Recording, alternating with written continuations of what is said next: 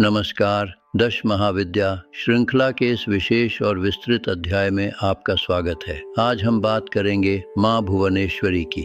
यदि कोई ऐसी शक्ति हो जो पूरे ब्रह्मांड की स्वामिनी हो, जिसके भीतर ही यह अनंत आकाश और तारे समाये हों, तो वह कौन होगी?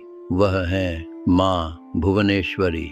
ब्रह्मांड का कण कण उनकी चेतना से स्पंदित है।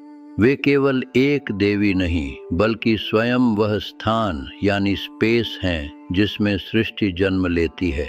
भुवन का अर्थ है यह सारा संसार और ईश्वरी का अर्थ है इसकी अधिष्ठात्री। वे पूरे अस्तित्व की रानी हैं। शास्त्रों के अनुसार माँ भुवनेश्वरी माया की अधिष्ठात्री भी है। यह संसार जो हमें दिखाई देता है वह उनकी ही रचना है। उनकी कृपा के बिना इस मायावी संसार के सत्य को समझना असंभव है। वे ही हमें ज्ञान की ओर ले जाती हैं। जब सृष्टि की रचना का समय आया, तब आदि शक्ति ने स्वयं को भुवनेश्वरी रूप में प्रकट किया, क्योंकि बिना स्थान के वस्तुएं कहाँ ठहरती।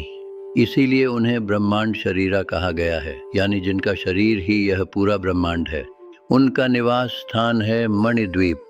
यह वह परम धाम है जो समस्त लोकों से भी ऊपर सुधा सागर के मध्य स्थित है। कहा जाता है कि वहाँ की रेत भी चिंतामणि रत्नों से बनी है। वहाँ माँ अपने दिव्य राजसी रूप में विराजमान रहती हैं। एक समय जब दुर्गमासुर नामक दैत्य ने वेदों को चुरा लिया और सृष्टि पर अकाल पड्डीडीएच गया, तब ऋषियों ने माँ की पुकार की। माँ के हृदय से करुणा की धारा बही। उन्होंने अपने अनंत हाथों से अन्न और जल प्रदान कर सृष्टि की रक्षा की। माँ भुवनेश्वरी चतुर्भुजी हैं। उनके एक हाथ में पाश है जो अज्ञान और मोह के बंधनों को दर्शाता है। दूसरे हाथ में अंकुश है जो हमें हमारे मन और इंद्रियों पर नियंत्रण रखना सिखाता है। बाकी दो हाथ वरदान और अभय मुद्रा में हैं, जो भक्तों को सुरक्षा और मनोवांछित फल देने का प्रतीक है। उनका रूप स्वर्णिम आभा वाला है, जैसे उगते हुए सूर्य की किरणें। उनके मस्तक पर अर्ध चंद्रमा सुशोभित है। वे एक सिंहासन पर विराजमान हैं, जिसे पंच प्रेत यानी ब्रह्मा, विष्णु, शिव और ईश्वर धारण करते हैं। माँ भुवनेश्वरी हमें यह सिखाती हैं कि यह पूरा संसार एक ही परम चेतना का विस्तार है। जो बाहर है वही हमारे भीतर भी है। वे कॉस्मिक कॉन्शियसनेस यानी ब्रह्मांडीय चेतना की साक्षात मूर्ति हैं। उनकी उपासना से संकीर्णता मिटती है और हृदय विशाल होता है। यदि माँ काली समय की संहारक शक्ति है, तो माँ भुवनेश्वरी स्थान की सृजनात्मक शक्ति है। बिना समय के स्थान का कोई मूल्य नहीं और बिना स्थान के समय का कोई अस्तित्व नहीं। दोनों एक दूसरे के पूरक हैं। जैसे माँ तारा हमें संकटों से पार लगाती हैं, वैसे ही माँ भुवनेश्वरी हमें इस संसार में रहने का स्थान और आधार देती है। त्रिपुरा सुंदरी ब्रह्मांड की सुंदरता है, तो भुवनेश्वरी उस सुंदरता का विस्तार है। ये सभी शक्तियाँ एक ही मूल का हिस्सा हैं। उनकी साधना से साधक को यश, वैभव और कीर्ति प्राप्त होती है। वे भय का नाश करती हैं और शांति प्रदान करती हैं। उनका मूल मंत्र ह्रीं है, जिसे माया बीज कहा जाता है। यह मंत्र समस्त ब्रह्मांड की शक्ति को अपने भीतर समेटे हुए है। आज का विज्ञान भी कहता है कि सब कुछ ऊर्जा है। हजारों साल पहले हमारे ऋषियों ने इसी ऊर्जा को माँ भुवनेश्वरी के रूप में पहचाना। प्रकृति में दिखने वाले हर आकार और हर प्रतिरूप में माँ की ही बुद्धिमत्ता झलकती है। वे ही ब्रह्मांड का ब्लूप्रिंट हैं। माँ भुवनेश्वरी का हृदय अत्यंत कोमल है। वे अपने भक्तों की पुकार को कभी अनसुना नहीं करती। उनकी छत्र छाया में अमीर गरीब, पशु पक्षी, जड़ देश चेतन सब एक समान सुरक्षित हैं। वे सबकी जननी हैं।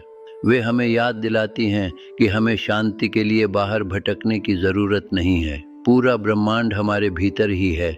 जब हम अपनी चेतना को बढ़ाते हैं, तब हम भी भुवनेश्वरी की तरह विशाल हृदय वाले बन सकते हैं।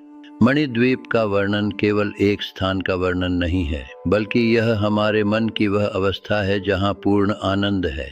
वहाँ पहुँचने का अर्थ है संसार के द्वंद्वों से मुक्त होकर माँ की गोद में विश्राम पाना।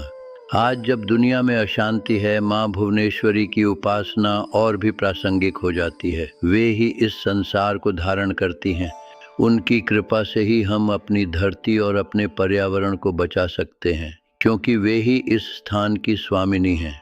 माँ की भक्ति सरल है, बस एक शुद्ध भाव और समर्पण की आवश्यकता है। वे हृदय की शुद्ध चाहती हैं। श्रद्धा से अर्पित किया गया एक फूल भी उन्हें प्रसन्न कर सकता है। वे आडंबरों से नहीं, प्रेम से वश में होती हैं। ज्ञान मार्ग के साधकों के लिए माँ भुवनेश्वरी वह प्रकाश है जो अज्ञान के अंधेरे को मिटाती हैं। वे हमें यह बोध कराती हैं कि अहम ब्रह्मास्मि, यानी मैं ही वह ब्रह्म हूँ, मैं ही वह चेतना हूँ। तो आज हमने जाना माँ भुवनेश्वरी के बारे में, जो स्थान की शक्ति हैं, माया की अधिष्ठात्री हैं और ममतामयी जननी हैं।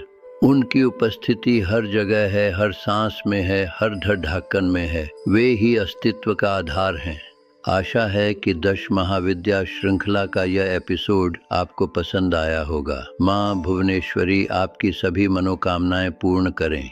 अगले एपिसोड में हम चर्चा करेंगे 5वीं महाविद्या माँ भैरवी के बारे में। वे प्रचंड शक्ति और तप का स्वरूप हैं।